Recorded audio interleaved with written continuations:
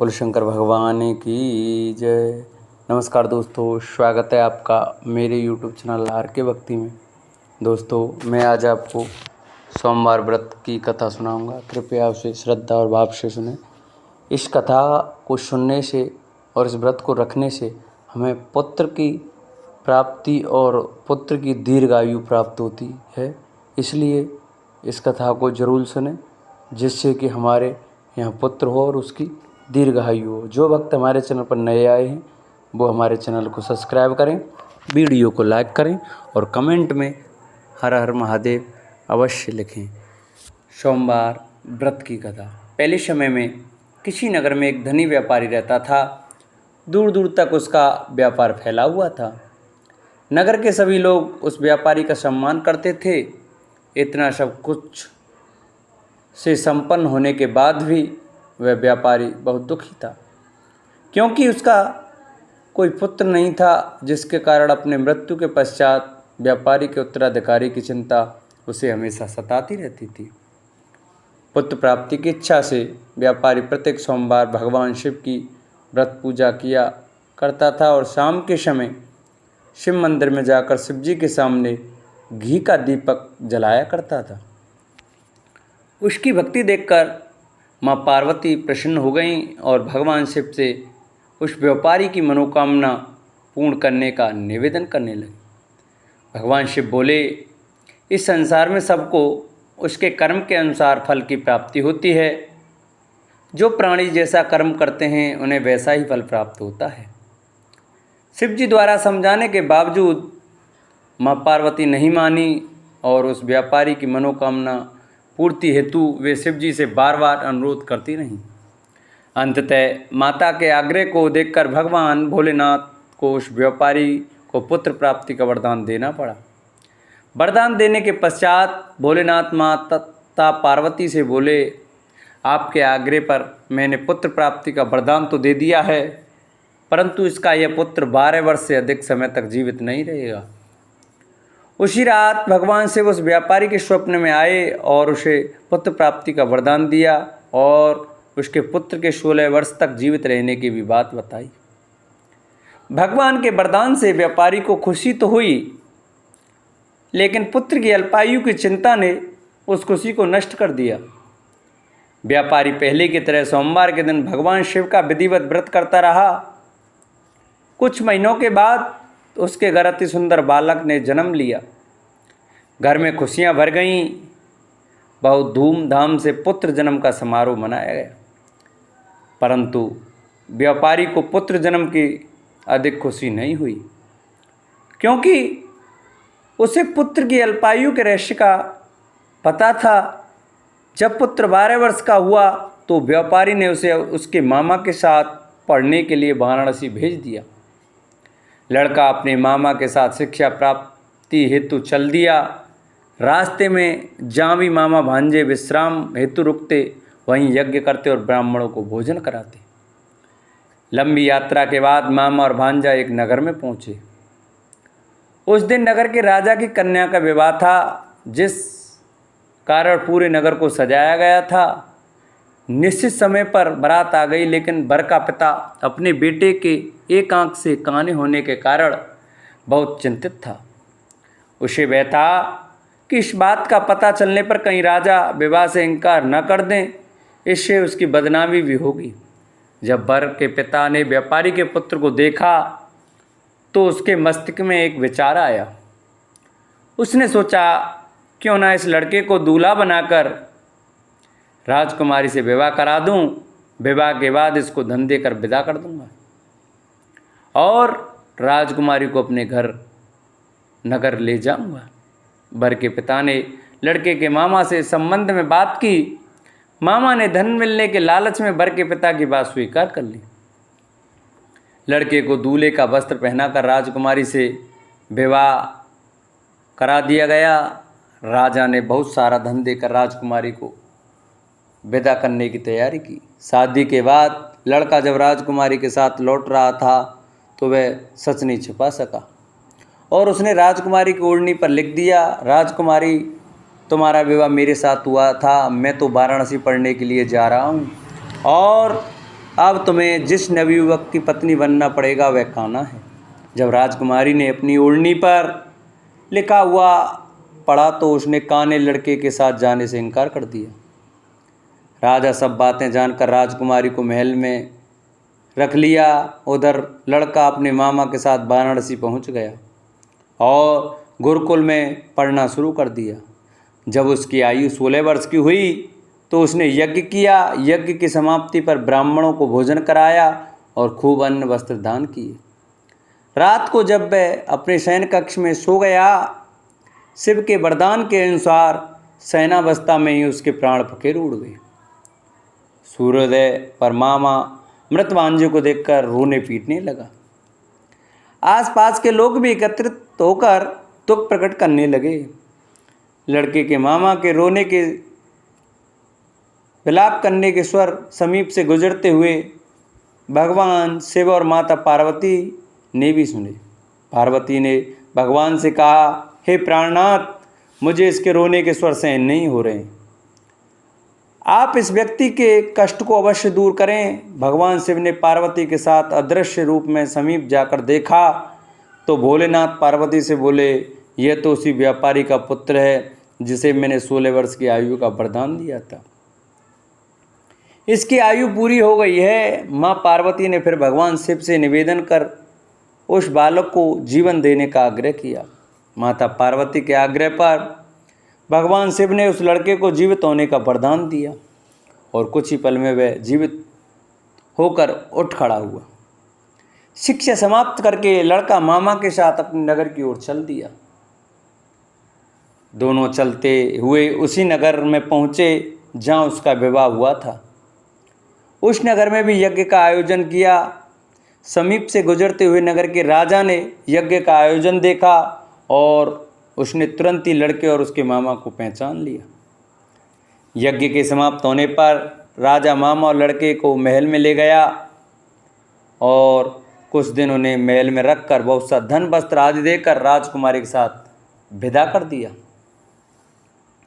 इधर भूखे प्यासे रहकर व्यापारी और उसकी पत्नी बेटे की प्रतीक्षा कर रहे थे। उन्होंने प्रतिज्ञा कर रखी थी कि यदि उन्हें अपने बेटे की मृत्यु का समाचार मिला तो दोनों अपने प्राण त्याग देंगे। परंतु जैसे ही उसने बेटे के जीवित वापस लौटने का समाचार सुना तो वह बहुत प्रसन्न हुआ। वह अपनी पत्नी और मित्रों के साथ नगर के द्वार पर पहुंचा। अपने बेटे का विवाह का समाचार सुनकर पुत्र वधू राजकुमारी को देखकर उसकी खुशी का ठिकाना न रहा। उसी रात भगवान शिव ने व्यापारी के स्वप्न में आकर कहा, हे श्रेष्ठी, मैंने तेरे सोमवार के व्रत करने और व्रत कथा सुनने से प्रसन्न होकर तेरे पुत्र को लंबी आयु प्रदान की है। पुत्र की लंबी आयु जानकर व्यापारी बहुत प्रसन्न हुआ। सोमवार का व्रत करने से व्यापारी के घर में खुशियां लौट आईं।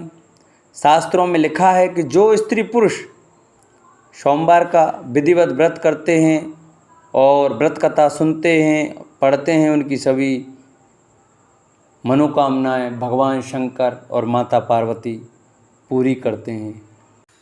हंसों का काम्यपल्ल नगर में ब्रह्मदत्त आदि के रूप में उत्पन्न होना और 4 हंसों का अपने पिता से आज्ञा लेकर मुक्त हो जाना। मार्कंडेय जी ने कहा, तदंतर योग धर्म में निरत रहने वाले उन 7 मानसचारी हंसों ने जो पद्मगर्भ, अरविंदाक्ष, क्षीरगर्भ, सुलोचन, उर्विंदु, सुविंदु और हेमगर्भ नाम धारण करते थे, केवल जल और वायु का ही भक्षण करके अपने शरीर को सुखाना आरंभ कर दिया। इधर वह राजा अपने शरीर से प्रकाश फैलाता हुआ अपनी स्त्रियों को साथ ले उस वन में इस प्रकार घूमने लगा जैसे नंदन वन में इंद्र घूमते हों। राजन, उस राजा ने उन पक्षियों को एकाग्रता आदि ब्रह्म लक्षणों से योग धर्म में प्रायण देखा। इससे वे पक्षी भी योग साधना करते हैं। हाय, मैं मनुष्य होकर भी योग साधन न कर सका। इस प्रकार कुछ निर्वीण होकर उसी बात को सोचता हुआ अपने नगर को चला गया। उसके अणु नामक परम धार्मिक पुत्र था। वह अणु धर्म के सूक्ष्म तत्व के चिंतन में अनुरक्त था, इसलिए उसे अणु पद ब्रह्म के सूक्ष्म स्वरूप का बोध प्राप्त हुआ था। उसको सुख ने श्रेष्ठ लक्षणों वाली सत्यशील एवं अन्यान्य गुणों से संपन्न तथा सदा योग धर्म का पालन करने वाली अपनी कन्या कृत्वि अर्पित की थी। भीष्म, जैसा कि सनत कुमार ने पहले मुझे बताया था, वह सुंदरी कन्या कृत्वि पितरों की ही बुद्धिमती कन्या पीवरी थी। वह सत्य धर्म का पालन करने वाली नारियों में श्रेष्ठ थी। पुण्यात्मा पुरुष भी उसके स्वरूप को बड़ी कठिनाई से समझ सकते थे। वह स्वयं तो योगिनी थी ही, योगी की ही पत्नी और योग की ही माता भी थी। मैंने पहले पितृकल्प के समय में ये बातें तुम्हें बताई थीं। राजा विभ्राज अणु को राज्य सिंहासन पर बैठाकर प्रसन्नचित्त हो प्रवासियों से विदा ले ब्राह्मणों से स्वस्ति वाचन कराकर जहाँ वे सहचारी अंश रहते थे उस सरोवर पर तप करने के लिए चले गए। वे उस सरोवर के तट पर सब कामनाओं को त्याग निराहार रहे वायु को ही पीकर तपस्या करने लगे। भारत, उनका यह संकल्प था कि मैं उन योगी अंशों में से किसी एक का पुत्र बनकर उत्पन्न हूँ तो मैं भी योग धर्म का पालन कर सकूंगा। इस प्रकार विचार करके वे महातपस्वी विभ्राज बड़ा भारी तप करके सूर्य के समान सुशोभित होने लगे। कुरुश्रेष्ठ, उन्होंने अपने तप से उस वन को विभाजित प्रकाशित कर दिया, इसलिए वह सरोवर और वह वन भी वैभराज सरोवर और वैभराज वन के नाम से प्रसिद्ध हो गए। राजन, इसी समय उस सरोवर पर उन योग धर्म का पालन करने वाले 4 हंसों ने तथा योग भ्रष्ट 3 हंसों ने भी अपने शरीर को त्याग दिया। वे 7 निष्पाप महात्मा कामपल नगर में ब्रह्मदत्तादि नाम से उत्पन्न हुए। ये सब ज्ञान, ध्यान, तप और पूजा में लगे रहते थे तथा वेद वेदांग के पारगामी विद्वान थे। इनमें 4 को तो अपनी पूर्व जन्म का स्मरण था और 3 साप से मोहित होने के कारण अपने पूर्व जन्म की स्मृति से वंचित थे। स्वतंत्र ने अपने पक्षी शरीर में जैसा संकल्प किया था उसी के अनुसार वह अणु के महायशस्वी पुत्र ब्रह्मदत्त के रूप में उत्पन्न हुआ।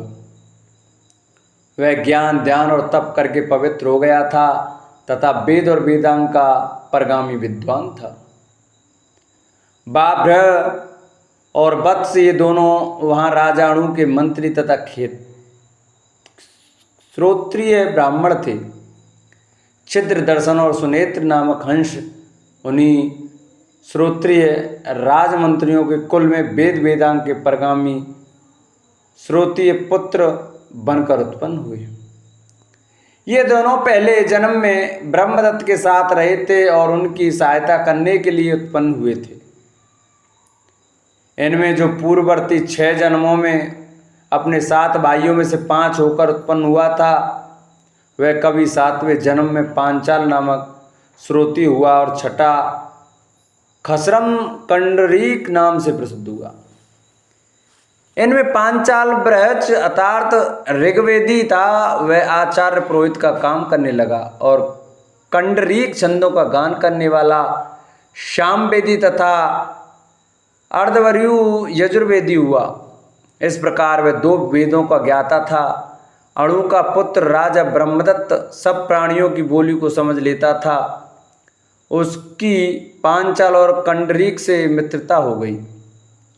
वे तीनों ग्राम्य धर्म संसारी पुरुषों के धर्म में मग्न रहते थे और काम इच्छा करके बस में होकर थे। उन्होंने पूर्व जन्म में जो सत्कर्म किया था उसके फल से वे धर्म, अर्थ और काम के तत्वज्ञ हुए। राजाओं में श्रेष्ठ अणु निष्पाप ब्रह्मदत्त का राज्य पर अभिषेक करके स्वयं योग साधना कर परम गति को प्राप्त हो गई। असित देवल की पुत्री जिसका नाम शांति था तथा जिसका तिरस्कार करना किसी के लिए भी बहुत कठिन था, राजा ब्रह्मदत्त की धर्म पत्नी हुई। उसे एक ब्रह्म भाव से संपन्न नम्रता की मूर्ति योग धर्म का पालन करने वाली संति नाम की श्रेष्ठ कन्या को ब्रह्मदत्त ने देवल ऋषि से पत्नी के रूप में प्राप्त किया। भारत जन्मों में पांचवा होकर उत्पन्न होने वाला पांचक कवि पांचाल हुआ, छठा कंडरीक हुआ और सातवां ब्रह्मदत्त हुआ। जो शेष सहचारी पक्षी थे वे काम्पिल नगर में अत्यंत दरिद्र श्रोत्य कुल में सगे भाई बनकर उत्पन्न हुए। वे चारों धृतमान, सुमना, विद्वान और तत्वदर्शी नाम से प्रसिद्ध थे और वेदों के अध्ययन करने में लगे रहते थे। साथ ही योग साधना के लिए गृह त्याग का अवसर ढूंढते थे अथवा अपने सहचारियों के भोग शक्ति रूप दूषण पर भी दृष्टि रखते थे। उनकी पूर्व जन्मों में वैसी वैराग्य बुद्धि थी वैसी ही इस जन्म में प्रकट हुई। अतः ये सब सिद्ध पुरुष योग परायण हो घर से चलने के लिए उद्यत हुए। तात जब उन्होंने अपने पिता से पूछकर जाने का विचार किया तब पिता ने उनसे यह बात कही, तुम लोग यदि मुझको छोड़कर वन में जाओगे तो यह तुम्हारे लिए अधर्म ही होगा। तुम लोग मेरी दरिद्रता दूर न करके तथा पुत्र द्वारा सिद्ध होने वाले प्रचुर प्रयोजनों को भी सिद्ध एवं मेरी सेवा भी न करके कैसे चले जाना चाहते हो? क्या यही उचित है? तब उन सब द्विजों ने अपने पिता से कहा, हम लोग ऐसा उपाय करेंगे जिससे आप जीवन निर्वाह कर सकेंगे तथा हम जैसे पुत्रों को पाकर आपको अपने उद्धार के लिए भी चिंता करने की आवश्यकता नहीं है। आप निष्पाप राजा ब्रह्मदत्त से मिलकर यह महत्वपूर्ण सप्तव्याधा, दशारणु इत्यादि श्लोक उनको और उनके मंत्रियों को सुनाइएगा। तात इससे प्रसन्न होकर वे आपको बहुत से ग्राम प्रचुर भोग और आपके इच्छानुसार सब पदार्थ देंगे। आपकी जब इच्छा हो तब ब्रह्मदत्त के पास चले जाएं।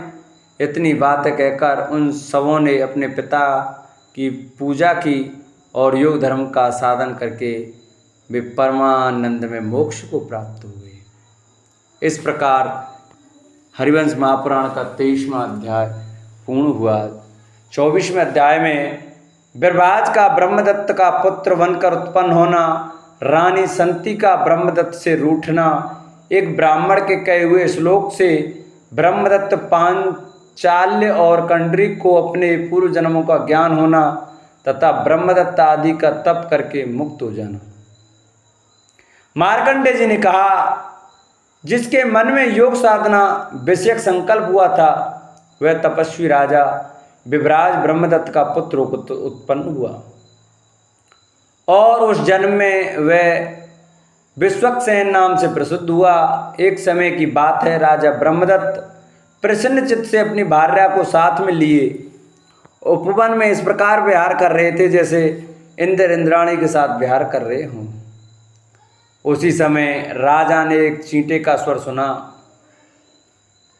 जो काम के वश में होकर अपनी कामनी चींटी से बहुत गिड़गिड़ाकर प्रार्थना कर रहा था। छोटी सी चींटी कुपित हो मान किए बैठी है और चींटा उसे याचना कर रहा है। यह देख सुनकर ब्रह्मदत्त अचानक ही बड़े जोर से हंस पड़े। उस समय सुंदरी रानी संति लज्जित सी हो गई और दीन होकर बहुत दिनों तक उनसे खाना पीना तक छोड़ दिया। जब पतिदेव उसे मनाने लगे तब पवित्र मुस्कान वाली संति ने उनसे कहा, राजन आपने मेरी हंसी उड़ाई है, अतः मैं जीवित रहना नहीं चाहती। तब राजा ने हंसने का कारण बताया, परंतु संति ने उस बात पर विश्वास नहीं किया और कोप में भरकर कहा, मनुष्य में ऐसी शक्ति और सब प्राणियों की बोली को समझने की शक्ति नहीं हो सकती।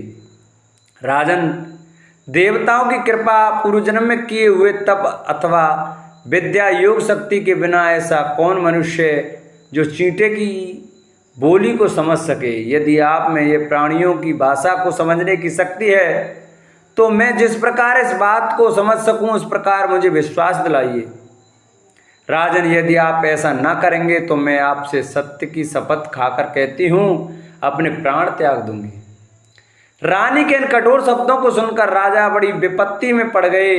तब उन्होंने शरणागत रक्षक समस्त प्राणियों के स्वामी देव श्रेष्ठ भगवान नारायण हरि की शरण ली। उन महायशस्वी महात्मा राजा को निराहार रहे भक्तिपूर्वक समाहित चित्त से उपासना करते हुए 6 रातें बीत गईं। छठी रात में राजा ने प्रभु नारायण देव का दर्शन किया। समस्त प्राणियों पर अकारण दया करने वाले भगवान ने राजा से कहा, ब्रह्मदत्त, प्रातःकाल होने पर तुझे कल्याण की प्राप्ति होगी। इतनी बात कहकर भगवान वहीं अंतर्ध्यान हो गए। इधर जो चारों महात्मा ब्राह्मणों के पिता थे वे पुत्रों से श्लोक सीखकर कृतकृत्य से हो गए।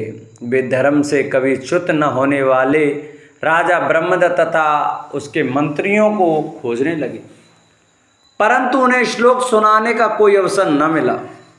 इतने में भगवान नारायण ने वर पाकर राजा सरोवर से स्नान करके स्वर्ण जटिल रथ में बैठे और प्रसन्नतापूर्वक अपनी नगरी में प्रवेश करने लगे। उस समय ब्राह्मण श्रेष्ठ कंडरीक ने अपने हाथ में ब्रह्मदत्त के घोड़ों की बागडोर ले रखी थी और भव्य पुत्र पांचाल उनके ऊपर चवर और व्यंजन पंखा डुला रहे थे।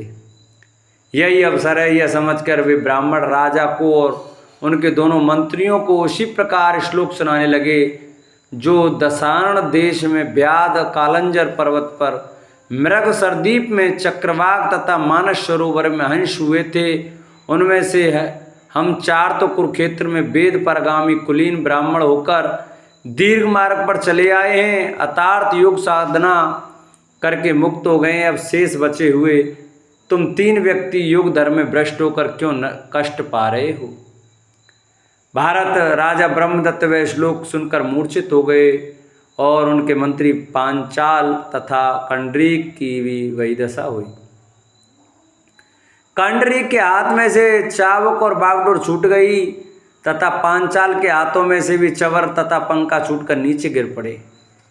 नगर निवासी और मित्र वर्ग राजा उन दोनों मंत्रियों की इस दशा को देखकर खिन्न हो गए।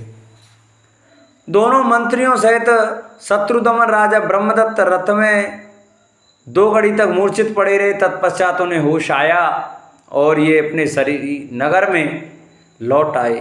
तदंतर उन तीनों को सरोवर का ध्यान आ गया और अपने पूर्व जन्म के योग का अभिस्मरण होने लगा। तब उन्होंने उस ब्राह्मण को बहुत सा धन और भोग पदार्थ दिए।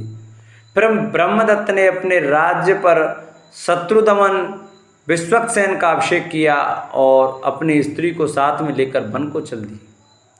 तदंतर योग साधना करने के लिए वन में आए हुए राजा ब्रह्मदत्त से देवल की पुत्री धीर स्वभावा संती ने परम प्रसन्न होकर कहा, महाराज, मैं यह बात जानती थी कि आप चींटी की बोली को समझ सकते हैं, तब भी मैंने आपको संसार के भोगों में आसक्त देख यह क्रोध का नाटक रचकर आपको योग की ओर प्रेरित किया है।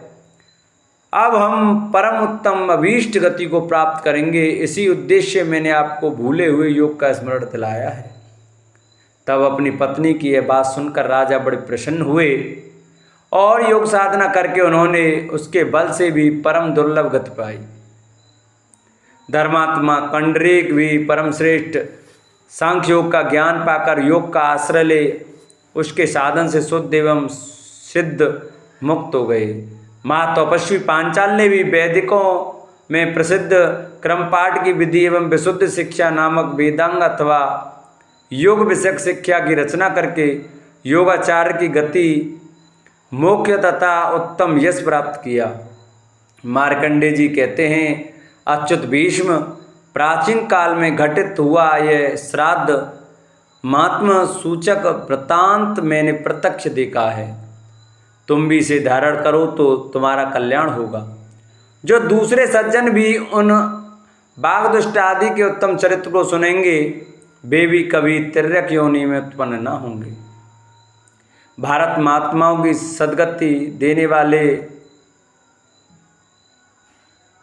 इस महत्वमय उपाख्यान को सुनने से हृदय में योग धर्म पूर्ण रूप से प्रकाशित होने लगता है।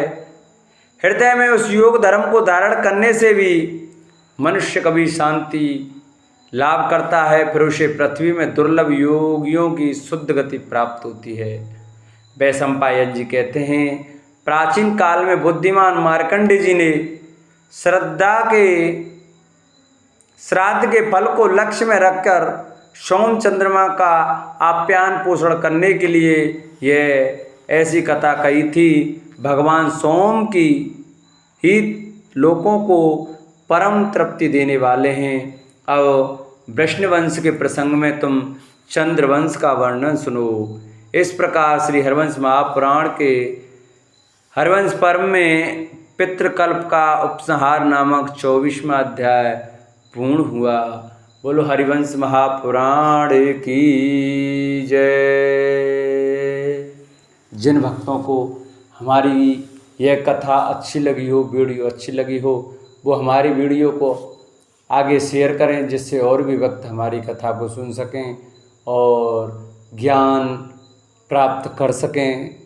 जो भक्त हमारे वीडियो पर नए आए हैं वो हमारे चैनल को सब्सक्राइब करें, वीडियो को लाइक करें और कमेंट में हरिवंश महापुराण की जय अवश्य लिखें। बोलो हरिवंश महापुराण की जय। हंसों